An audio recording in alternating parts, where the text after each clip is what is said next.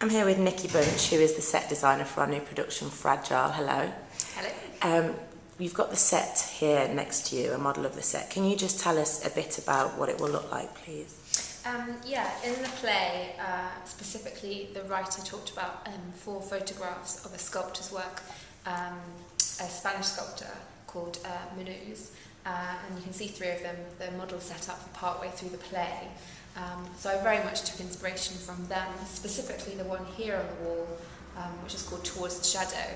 The play is quite dark, but set in a very domestic setting. So I decided to take inspiration from that feeling of sort of perspective and fear, and then sort of translate that into the set. So though we find ourselves in quite an ordinary room, it's all in grayscale, as you can see, and the feeling of kind of being quite isolated and the walls of the room being quite intimidating. We sort of arranged that in a way that came from that painting. And it starts off quite dark, you said, doesn't it? How is colour incorporated into it throughout? Exactly, it starts off very dark. The script actually describes it as a black room, but we've gone for a grayscale theme.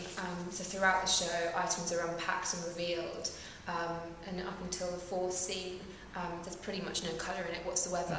But then in the last scene, some items of furniture do have colour in them, and some of the photographs used do have colour. Also with Juan's costume, the name of the character is called Juan. He wears dark clothes all the way through the show, but then in the last scene his clothes become more colourful. So in a sense we're unpacking this room and it becomes more furnished and more alive as we go through. And did you look anywhere in particular for any inspiration when you were designing the set?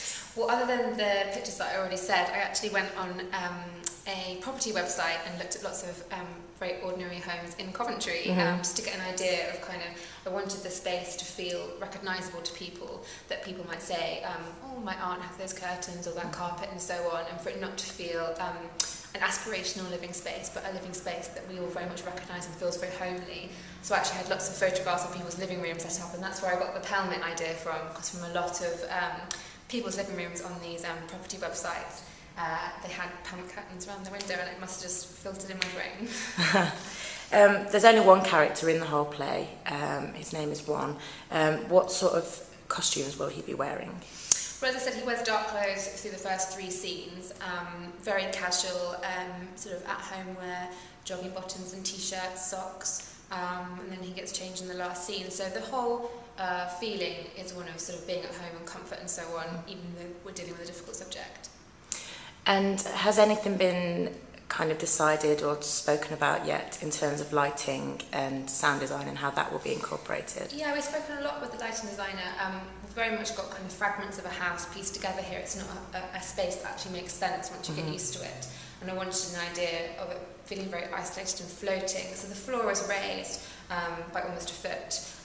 And we've talked to the lighting designer about light sort of emitting from underneath here. So we kind of play with the idea of it floating. And also, people that will know B2, this back wall here is quite a nice polished concrete.